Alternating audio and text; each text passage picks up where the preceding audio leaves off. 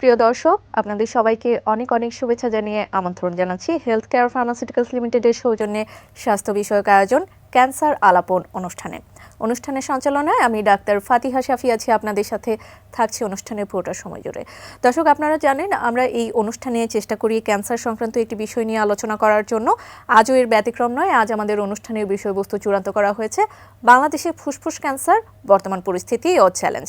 আর এই বিষয়ে কথা বলার জন্য আমাদের সাথে আছেন বিশেষজ্ঞ একজন চিকিৎসক। আজ আমাদের স্টুডিওতে অতিথি হিসেবে আছেন doctor S M. Nazmul Alam, cancer medicine ও রেডিওথেরাপি বিশেষজ্ঞ, টাঙ্গাইল মেডিকেল কলেজ হাসপাতাল, টাঙ্গাইল। আমন্ত্রণ জানাচ্ছি আপনাকে আমাদের আজকের এই আয়োজনে। জি, ধন্যবাদ আপনাকে এবং এটি নিউজকে আমাকে এই প্রোগ্রামে আমন্ত্রণ জানানোর জন্য। জি, আমরা যেরকমটা জানি যে নভেম্বর মাস চলছে এবং নভেম্বর মাস আসলে ফুসফুস ক্যান্সার সচেতনতামূলক মাস হিসেবেই ওয়ার্ল্ড ওয়াইড পালিত হয়ে থাকে। আমরা সেই সচেতনতা বা চ্যালেঞ্জের বিষয়গুলো নিয়ে আসতে চাচ্ছি। তার আগে জানতে চাইবো যে আমরা যেরকমটা জানি যে ফুসফুস ক্যান্সার কিন্তু র্যাপিডলি ডে বাই ডে আসলে ইনক্রিজ হচ্ছে।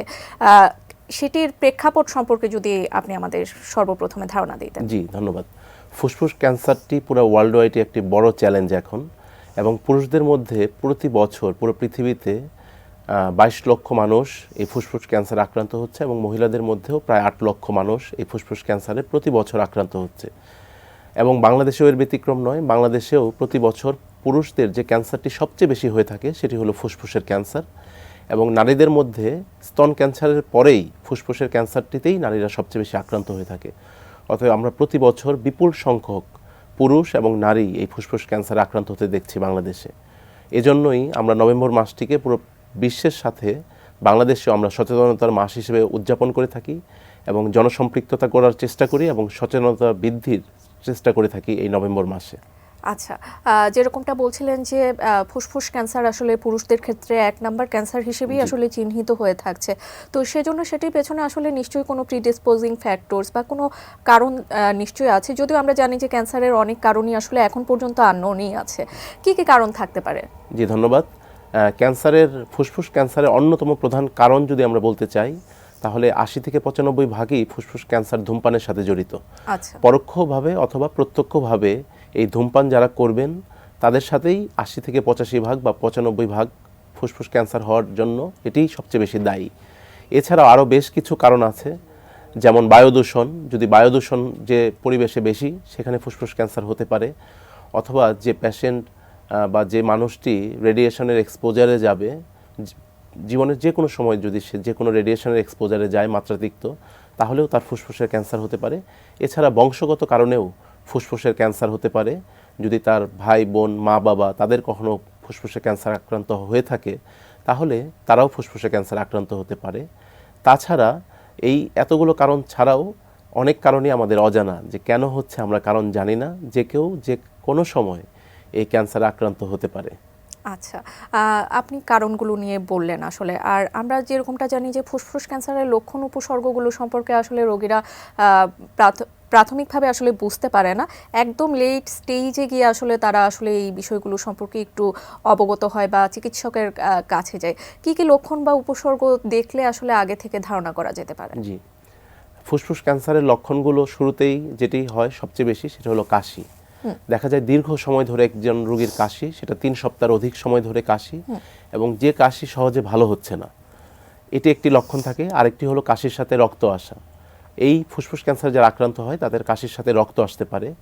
এছাড়া পরবর্তীতে তাদের বুকে ব্যথা হতে পারে এবং প্রচণ্ড শ্বাসকষ্ট নিয়ে রোগী আসতে পারে, ক্ষুধামন্দা ভাব হতে পারে, অবসাদগ্রস্ততা হতে পারে। এছাড়াও যদি ফুসফুস ক্যান্সারটি বুক ছাড়া বা ফুসফুস ছাড়া অন্য কোনো জায়গায় যেয়ে থাকে, তাহলে সেই লক্ষণগুলো নিয়েও আসতে পারে। যেমন যদি ফুসফুস ক্যান্সারটি তার যকৃতে অথবা লিভারে যায়, তাহলে রোগী জন্ডিস অথবা হলুদাভ ভাব নিয়ে আসতে পারে। যদি তার হাড়ে চলে যায়, তাহলে হাড়ের ব্যথা নিয়ে আসতে পারে। যদি তার মাথায় বা মস্তিষ্কে চলে যায়, তাহলে মাথা ব্যথা, বমি, খিঁচুনি এগুলো নিয়েও আসতে পারে। আচ্ছা, জি, ধন্যবাদ। আমরা যেরকমটা আপনি বলছিলেন যে প্রচণ্ড আসলে কাশি থাকবে বা কাশির সাথে রক্ত যেতে পারে, আমরা অন্যান্য কারণেও কিন্তু কাশি হতে পারে, যেমন আমরা টিউবারকুলোসিসের কথাও যদি আমরা বলি, আসলে আলাদা করার আসলে উপায় কি? জি, ধন্যবাদ। 3 সপ্তাহের অধিক কাশি, এটা টিউবারকুলোসিস বা যক্ষ্মাও হতে পারে, আবার এই ম্যালিগনেন্সি অথবা ক্যান্সারও হতে পারে। তো এই জন্য আমাদের ন্যাশনাল স্ক্রিনিং প্রোগ্রাম চালু আছে, আমাদের প্রাইভেট কিছু এনজিওর সাথে আমাদের গভর্নমেন্টের কিছু স্ক্রিনিং চালু আছে। তো আমরা যক্ষ্মাটা খুব সহজেই জিন এক্সপার্ট পরীক্ষার মাধ্যমে যদি 3 সপ্তাহের অধিক কাশি হয়, তাহলে আমরা সহজেই কফ বা থুতু পরীক্ষার মাধ্যমে আমরা যক্ষ্মাটা নির্ণয় করতে পারি। আচ্ছা, তো শুধু যক্ষ্মা হতে পারে, যক্ষ্মার সাথে ক্যান্সার হতে পারে, আবার 3 সপ্তাহের অধিক কাশি হলে সেটা ক্যান্সারও হতে পারে। তো এটা পরীক্ষার মাধ্যমেই আমরা নির্ণয় করতে পারি। আচ্ছা, সেই পরীক্ষা নিরীক্ষাগুলো আসলে কি কি হয়ে থাকে ক্যান্সার নির্ণয়ের ক্ষেত্রে? ধন্যবাদ। আমাদের সবার আগে যে পরীক্ষাটি একদমই শুরুর পরীক্ষা, সেটা হলো একটি বুকের এক্সরে। একটি বুকের এক্সরে, এই লক্ষণগুলো থাকলে আমরা একটি বুকের এক্সরের মাধ্যমেই প্রথমে রোগীকে স্ক্রিনিংটা করতে পারি। যদি বুকের এক্সরেতে আমরা কোনো সন্দেহজনক কোনো চাকা পাই বা পিণ্ড পাই, তাহলে আমরা পরবর্তীতে তাকে সিটি স্ক্যানের জন্য অ্যাডভাইস করে থাকি। এবং সিটি স্ক্যানেও যদি আমরা কোনো পিণ্ড পাই, তাহলে আমরা সাধারণত কোর বায়োপসি করতে বলি সেই ফুসফুসের চাকা থেকে। সেটি একটি সুয়ের মাধ্যমে সেই পিণ্ড বা চাকা থেকে রস নেওয়ার যে পদ্ধতি, সেটাকে আমরা কোর বায়োপসি বলি। এবং কোর বায়োপসি নেওয়ার পরে তারপরে আমরা সেটা নির্ণয় করতে পারি যে এটা কি যক্ষ্মা আছে নাকি এটায় ক্যান্সার আছে। এবং তার পরবর্তীতে আরও কিছু পরীক্ষা, যে শরীরে ছড়িয়ে পড়েছে নাকি, এজন্য আরও কিছু আমরা রুটিন পরীক্ষা করি। এবং সর্বোপরি পুরো শরীরে ছড়িয়ে পড়েছে নাকি, এটার জন্য পেট সিটি স্ক্যান নামে একটি পরীক্ষা, যেটা বাংলাদেশেই চালু আছে, সেই পরীক্ষাটাও আমরা করতে পারি। আচ্ছা, যে পরীক্ষা নিরীক্ষাগুলোর কথা বললেন, সেগুলো কি আমাদের প্রান্তিক পর্যায়ে কি অ্যাভেলেবল কিনা, নাকি সেই পরীক্ষাগুলো করার জন্য রাজধানী বা যেসব বিভাগীয় শহরগুলো আছে সেই শহরে আসলে মানুষদের আসতে হবে? খুবই গুরুত্বপূর্ণ কোশ্চেন। আমাদের ম্যাক্সিমামই ঢাকা বেস, কিন্তু সিটি স্ক্যান, চেস্ট এক্সরে বা কোর বায়োপসি এগুলো এখন বিভাগীয় শহর, ইভেন কি জেলা পর্যায়েও চলে গিয়েছে। আচ্ছা, শুধুমাত্র পেট সিটি স্ক্যান যে পরীক্ষাটি, এই পরীক্ষাটি শুধুমাত্র ঢাকা, চিটাগং এরকম কিছু সিলেক্টিভ ডিস্ট্রিক্টে শুধুমাত্র আছে। তাছাড়া বাকি জায়গায় পেট সিটি স্ক্যানটি অ্যাভেলেবেল নাই। কিন্তু বাকি যে পরীক্ষাগুলো, ফুসফুস ক্যান্সার নির্ণয়ের প্রাথমিক যে পরীক্ষাগুলো, সেগুলো সব জেলায় মোটামুটি অ্যাভেলেবেল আছে এখন বাংলাদেশে। আচ্ছা, আচ্ছা। এবার জানতে চাইবো যে ক্যান্সার, যেহেতু ক্যান্সারের সাথে আসলে স্টেজিংয়ের যে বিষয়টি, সেটি আসলে কিন্তু ওতপ্রোতভাবে জড়িত। তো ফুসফুস ক্যান্সারের ক্ষেত্রে স্টেজিং আসলে আপনারা কিভাবে নির্ধারণ করে থাকেন? ধন্যবাদ। ক্যান্সারের স্টেজ সাধারণত 4টি, 1, 2, 3, 4। তো আমরা স্টেজিংটি সিটি স্ক্যান করার মাধ্যমেই এবং অন্য যে পরীক্ষাগুলো আছে, যেমন আমরা পেটে ছড়িয়েছে নাকি এর জন্য CT scan abdomen with contrast, এবং আরও পরীক্ষার মাধ্যমে আমরা দেখি যে শরীরের অন্য কোনো জায়গায় এই ফুসফুস ক্যান্সারটি ছড়িয়েছে নাকি। যদি ফুসফুস ক্যান্সারটি অন্য কোনো জায়গায় না ছড়িয়ে থাকে, তখন আমরা স্টেজ 1, 2, 3 অথবা 4 এইভাবে এই ক্যান্সারটা স্টেজিং করি। এবং সেই স্টেজ অনুসারেই আসলে কিন্তু ফুসফুস ক্যান্সারের চিকিৎসাটা নির্ণয় হয় যে কীভাবে আমরা চিকিৎসাটা করব। আচ্ছা, আচ্ছা। তো এবার চিকিৎসা প্রসঙ্গে আসলে চলে আসবো, যে আমরা জানি যে ক্যান্সারের ক্ষেত্রে আসলে চিকিৎসা পদ্ধতি, সার্জারি, রেডিও, কেমোথেরাপি, এই স্টেজগুলোর মধ্য দিয়ে আসলে যেতে হয়। উন্নত কিছু চিকিৎসাও আসলে উদ্ভাবিত হয়েছে। আপনি সেই চিকিৎসা পদ্ধতিগুলো সম্পর্কে যদি আমাদের ধারণা দিতেন। সবচেয়ে গর্বের বিষয় যেটি হলো যে ফুসফুস ক্যান্সারের সমস্ত ধরনের চিকিৎসা এখন বাংলাদেশেই বিদ্যমান আছে। তো ফুসফুস ক্যান্সার যদি একদম প্রাথমিক পর্যায়ে নির্ণয় হয়, যে স্টেজ 1 অথবা 2, তাহলে শুধুমাত্র অপারেশনের মাধ্যমেই এই রোগ থেকে মুক্তি সম্ভব। যদি একদম প্রাথমিক পর্যায়ে নির্ণয় হয়, আমরা শুধু অপারেশনের মাধ্যমেই এটা রোগ থেকে মুক্তি সম্ভব। কিন্তু আমাদের যদি স্টেজ 3 এর পরে যদি ফুসফুসে ক্যান্সার আসে, সেক্ষেত্রে অপারেশন খুব বেশি কার্যকরী নয়। সেক্ষেত্রে আমরা কেমোথেরাপি এবং রেডিওথেরাপির মাধ্যমে চিকিৎসা করে থাকি। তবে কেমোথেরাপি এবং রেডিওথেরাপি ছাড়াও বর্তমানে ইমিউনোথেরাপি এবং টার্গেটেড থেরাপি, এই দুটো একদমই উন্নত মানের একটি চিকিৎসা, যেটি বাংলাদেশে অ্যাভেলেবেল আছে। তো সেক্ষেত্রে আমরা কেমোথেরাপি, ইমিউনোথেরাপি, রেডিওথেরাপি এবং টার্গেটেড থেরাপি, এগুলো স্টেজ 3 এর পরে যদি কোনো রোগী নির্ণয় হয়, তাহলে এগুলোও আমরা দিয়ে থাকি। আর যদি স্টেজ 1, 2 অথবা 3 এ পর্যন্ত থাকে, তাহলে আমরা সার্জারি এবং ক্ষেত্র বিশেষে সার্জারির সাথে যদি কেমোথেরাপি এবং রেডিওথেরাপি লাগে, সেগুলো আমরা রোগীদের দিয়ে থাকি। আচ্ছা, আমরা এই বিষয়গুলো নিয়ে আরও আলোচনা করতে যাচ্ছি। তার আগে নিয়ে নিচ্ছি ছোট্ট একটি বিজ্ঞাপন বিরতি। দর্শক, সময় হয়ে গেল ক্যান্সার আলাপন থেকে ছোট্ট একটি বিজ্ঞাপন বিরতির। কোথাও যাবেন না, আমাদের সাথেই থাকুন।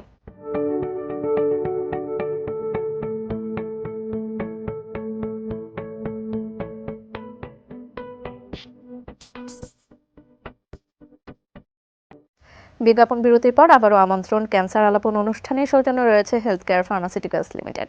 আমরা কথা বলছিলাম বাংলাদেশে ফুসফুস ক্যান্সার বর্তমান পরিস্থিতি ও চ্যালেঞ্জ নিয়ে, সাথে আছেন বিশেষজ্ঞ একজন চিকিৎসক। বিজ্ঞাপন বিরতিতে যাবার আগে আমরা চিকিৎসা প্রসঙ্গে আসলে কথা বলছিলাম। চিকিৎসা বিষয়ে যদি আমরা আরও একটু বিশেষভাবে জানতে চাই যে আসলে সাধারণ যারা আছেন, জনসাধারণ যারা আছেন, তাদের আসলে ধারণা থাকে না যে সার্জারির যে বিষয়গুলো, রেডিওথেরাপি বা কেমোথেরাপির যে বিষয়গুলো, সেগুলো সম্পর্কে আসলে বিস্তারিত তাদের ধারণা থাকে না বা আতঙ্ক কাজ করে থাকে। তো সেই বিষয়গুলো নিয়ে যদি বলতেন। জি, যদি একদমই আর্লি স্টেজে ধরা পড়ে তাহলে যেটা বলেছি যে শুধু সার্জারির মাধ্যমেই সম্ভব। তো সেক্ষেত্রে আমরা লোবেক্টমি অথবা নিউমোনেক্টমি, ফুসফুসের পুরো অংশ অথবা ফুসফুসের আংশিক অংশ অথবা ফুসফুসের অর্ধেক অংশ কেটে আমরা এই সার্জারি করতে পারি। এবং সার্জারির পরে যদি মার্জিন নেগেটিভ থাকে, শুধুমাত্র যে ভালো ফুসফুসটা আমরা রেখে আসলাম তার মধ্যে যদি কোনো ক্যান্সারের উপস্থিতি না থাকে, তাহলে পরবর্তীতে স্টেজ 1-এ আর কোনো চিকিৎসার দরকার নেই, ওখানেই শেষ। শুধু সার্জারির মাধ্যমে তার রোগ মুক্তি সম্ভব, সেটি স্টেজ 1-এর ক্ষেত্রে। স্টেজ 1-এর ক্ষেত্রে। এবং পরবর্তীতে যদি স্টেজ 2 অথবা 3 হয়, তাহলে সার্জারির পরে ক্ষেত্র বিশেষে কেমোথেরাপি এবং রেডিওথেরাপি লাগে। তো এখন আমি বলতে যাচ্ছি যে কেমোথেরাপিটা কি। কেমোথেরাপিটা বিশেষ করে যে স্যালাইনের মাধ্যমে ক্যান্সারের ওষুধগুলো প্রয়োগের যে পদ্ধতি, সেটাই কেমোথেরাপি। আচ্ছা। এবং ফুসফুস ক্যান্সার মোটা দাগে দুই ভাগে ভাগ করা যায়, একটি হলো স্মল সেল এবং একটি হলো non small cell lung cancer. Small cell এক ধরনের কেমোথেরাপি আমরা দিয়ে থাকি, আর নন স্মল সেলে আমরা আরেক ধরনের কেমোথেরাপি দিয়ে থাকি। সাধারণত যে কেমোথেরাপি ড্রাগগুলো আমরা ব্যবহার করি, এটি বাংলাদেশের প্রত্যেকটি জেলায় মোটামুটি অ্যাভেলেবেল আছে। প্যাক্লিটেক্সেল, কার্বোপ্লাটিন, পেমিট্রেক্সেট, সিসপ্লাটিন, ইটোপোসাইট, এরকম বেশ কিছু ওষুধ, এবং এই ওষুধগুলো সব জায়গায় অ্যাভেলেবেল। এবং এগুলো স্যালাইনের মাধ্যমে আমরা 2 ঘন্টা, 3 ঘন্টা, আধা ঘন্টা, 1 ঘন্টা এগুলো স্যালাইনের মাধ্যমে আমরা রোগীদের পুশ করে থাকি। এটি হলো কেমোথেরাপি। এবং এই কেমোথেরাপিগুলো সাধারণত 14 দিন পর পর অথবা 21 দিন পর পর এভাবে চলতে থাকে। 3 থেকে 4 ঘন্টা এরকম ব্যাপ্তিকালে এগুলো চলে, এবং এরপরে পেশেন্ট আবার ডে কেয়ার বেসিসে বাসায় চলে যায়। আবার 14 দিন অথবা 21 দিন পর পর সে আবার অ্যাডমিট হয়, এবং এই থেরাপিগুলো 4 থেকে 6 মাস সেই থেরাপিগুলো নিয়ে থাকে। এটি হলো কেমোথেরাপি। আর এছাড়া রেডিওথেরাপি, যেটি যে কেমোথেরাপির পরেই আমরা আবার রেডিওথেরাপির জন্য তাকে অ্যাডভাইস করি যদি স্টেজ 3A অনওয়ার্ডস হয়ে থাকে অথবা যদি সার্জারির পরে মার্জিন পজিটিভ থাকে। সেক্ষেত্রে রেডিওথেরাপিটা আমরা যে মেশিনের মাধ্যমে দিয়ে থাকি, এটাকে বলি লিনাক মেশিন। লিনাক মেশিনটি আসলে একটি উচ্চ ক্ষমতা সম্পন্ন একটি এক্সরে মেশিন। এটা এক্সরে মেশিনের মতোই, কিন্তু এর ক্ষমতাটা অনেক এক্সরের চেয়ে অনেক বেশি। এই মেশিনের সামনে রেখে রুগীকে রেডিওথেরাপি দেওয়া হয়। সে কোনো তাপ অনুভব করে না, কোনো ব্যথা অনুভব করবে না, কোনো কিছু দেখতেও পারবে না, জাস্ট এক্সরের মতোই। কিন্তু কন্টিনিউয়াস প্রতিদিন সপ্তাহে 5 দিন করে তাকে রেডিওথেরাপি চিকিৎসা নিতে হবে, এবং 2 দিন সে বিরতি পাবে, আবার 5 দিন পাবে। এভাবে আমরা ফুসফুসে সাধারণত যেটি নন স্মল সেল, সেখানে আমরা 33টা রেডিওথেরাপি দিয়ে থাকি। যেহেতু 5 দিন রেডিওথেরাপি পায় এবং 2 দিন বিরতি, 33টা রেডিওথেরাপি নিতে তার মোটামুটি 1.5 মাস লেগে যায়। 1.5 মাসের মতোই এই রেডিওথেরাপিটা সে কমপ্লিট করে। আচ্ছা, আমরা যেরকমটা জানি কিছু অ্যাডভান্স আসলে ট্রিটমেন্ট আসলে আছে, যেমন আমরা হরমোন থেরাপির নাম শুনে থাকি, ইমিউনোথেরাপির নাম শুনে থাকি।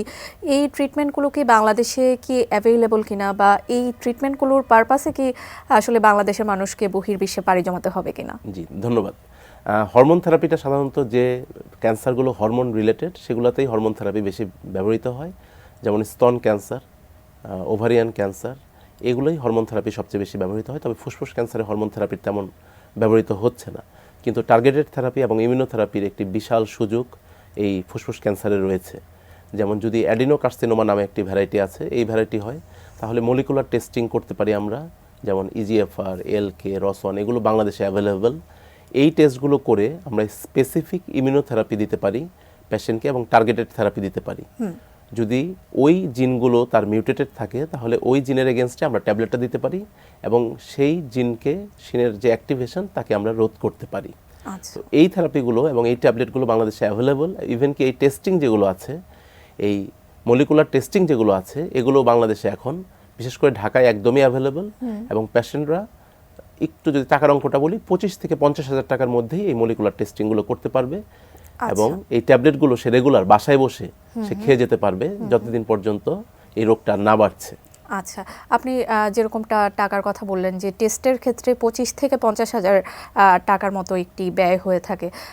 যদি আমি টোটাল আসলে জানতে চাই যে একটা ধারণা যদি আপনি দিতে পারেন যে সাধারণ মানুষের আসলে সীমার মধ্যে আছে কিনা ক্যান্সার হলে তার ব্যয় বহন করা, বা এক্ষেত্রে আপনারা কোনো চ্যালেঞ্জ মোকাবেলা করছেন কিনা? জি, আমাদের এই দেশে অর্থনৈতিক চ্যালেঞ্জ একটি বড় চ্যালেঞ্জ এবং ক্যান্সারের মতো একটি ব্যয়বহুল রোগ, এটা ডেফিনেটলি একটি বড় চ্যালেঞ্জ।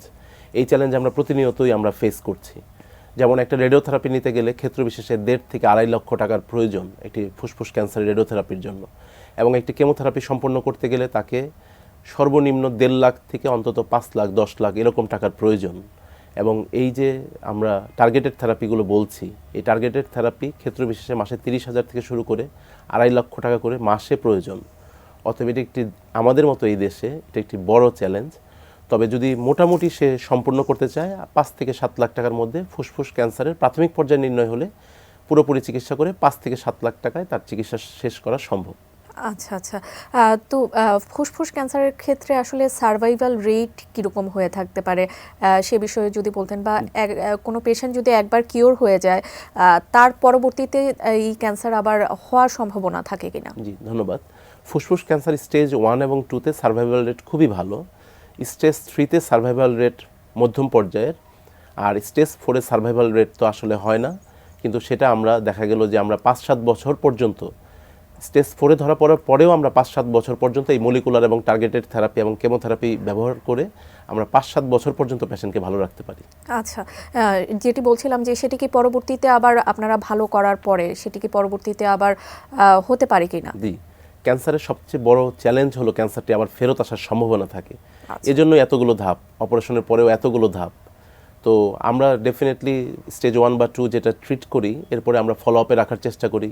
প্রথম 2 বছর 3 মাস পর পর ফলো আপে থাকে, এরপরে 3 বছর 6 মাস পর পর, এবং 5 বছর শেষ হয়ে গেলেই মোটামুটি আমরা কিওর হিসাবে তাকে ডিক্লেয়ার করি, এবং 5 বছর শেষ হওয়ার পরে আমরা প্রতি বছর তাকে ফলো আপের জন্য অ্যাডভাইস করি। আচ্ছা, যেরকমটা আপনি শুরুর দিকে বলছিলেন যে কারণগুলোর পেছনে একটি মূল কারণ হচ্ছে ধূমপান, তো আসলে প্রিভেনশনের দিকে যদি আমরা যাই, আমরা ডেফিনেটলি বলবো যে ধূমপান পরিহার করার একটি বিষয় চলে আসে। আর কিভাবে আসলে উদ্বুদ্ধ করা যেতে পারে? জি, আমরা একটা পরিসংখ্যানে দেখেছি 2022-এর একটি পরিসংখ্যানে যে প্রতি বছর আমাদের 18 বছরের উপরে প্রায় আমাদের প্রতি বছর প্রচুর ধূমপায়ী, প্রায় 50% পুরুষ ধূমপায়ী হয়ে যাচ্ছে আমাদের দেশে। তো সেক্ষেত্রে যদি আমরা ধূমপানটা একদমই বন্ধ করতে পারি, যে প্রতি বছর আমাদের 2022-এর যে সমীক্ষা যে আজকে থেকে কেউ ধূমপান করবে না, এবং প্রতি বছর 18 লক্ষ মানুষকে ধূমপান থেকে সরাতে হবে, তাহলে আমরা 2040-এ যে আমাদের বাংলাদেশের ধূমপানটা বন্ধ করতে পারবো। এজন্য সরকারের অবশ্যই ধূমপান বন্ধ করতে হবে, বায়ু দূষণটা প্রতিরোধ করতে হবে, সামাজিকভাবে ব্যবস্থা নিতে হবে যাতে বায়ু দূষণ না হয়, এবং তামাক জাতীয় যত পণ্য আছে তামাক জাতীয় পণ্যগুলো তাদের অ্যাভয়েড করতে হবে, আমাদের যারা সাধারণ জনগণ আছে তামাক জাতীয় পণ্য, এবং একই সাথে একটি পরিমিত ওজন নিয়ন্ত্রণ করতে হবে, এবং ভালো খাবার, ফলমূল, শাকসবজি জাতীয় খাবার খেতে হবে, এবং অ্যালকোহল জাতীয় খাবার পরিহার করতে হবে, এবং জীবাণুচরণটা আরও সঠিক হতে হবে, তাহলেই এখান থেকে মুক্তি সম্ভব। আচ্ছা, সেক্ষেত্রে কি কোনো ব্যক্তি বা সমাজের কোনো ভূমিকা আছে কিনা সেটি দিয়ে আসলে শেষ করতে চাচ্ছি। ব্যক্তি বা সামাজিক ক্ষেত্রে আসলে কোনো ক্যান্সার এই প্রতিরোধে কোনো ভূমিকা পালন করতে পারে কিনা? জি, অবশ্যই ভূমিকা আছে। ব্যক্তি হিসেবে, একজন ক্যান্সার বিশেষজ্ঞ হিসেবে যেরকম আমার ভূমিকা আছে যে সমাজকে সচেতন করার, এবং রাষ্ট্রেরও একই সাথে ভূমিকা আছে যে রাষ্ট্রীয়ভাবে এই তামাক বিরোধী একটি আন্দোলন গড়ে তোলা এবং ধূমপান বিরোধী একটি আন্দোলন গড়ে তোলা, এবং সাধারণ মানুষকে সম্পৃক্ত করা এবং সচেতন করা, যাতে এই ফুসফুস ক্যান্সার শুরুতেই যাতে নির্ণয় হলে আমাদের কাছে আসে, এবং যাতে এই ফুসফুস ক্যান্সারে কোনো মানুষ আক্রান্তই না হয়, এবং ধূমপান যাতে আমরা পুরোপুরি প্রতিরোধ করতে পারি। জি, অসংখ্য ধন্যবাদ আপনাকে আপনার অত্যন্ত মূল্যবান সময়ের জন্য। আমরা পরবর্তীতে এই বিষয়গুলো নিয়ে আপনার সাথে আরও অনেক বিস্তারিত আলোচনা করার চেষ্টা করব। অসংখ্য ধন্যবাদ আমাদের স্টুডিওতে হাজির হওয়ার জন্য। ধন্যবাদ আমাকে আমন্ত্রণ জানানোর জন্য। দর্শক, আপনাদেরও অসংখ্য ধন্যবাদ আমাদের সাথে যুক্ত থাকার জন্য। এই অনুষ্ঠানের মাধ্যমে ফুসফুস ক্যান্সারের বর্তমান পরিস্থিতি ও চ্যালেঞ্জ সম্পর্কে আপনারা বিস্তারিত ধারণা পেয়েছেন, আর আপনারা ধারণা পেলেই আমরা অনুষ্ঠানের যথার্থতা খুঁজে পাবো। পরবর্তী পর্ব দেখার আমন্ত্রণ জানিয়ে আজকের মতো এখানেই শেষ করছি। সবাই ভালো থাকবেন, সুস্থ থাকবেন, আর এটিএন নিউজের সাথেই থাকবেন।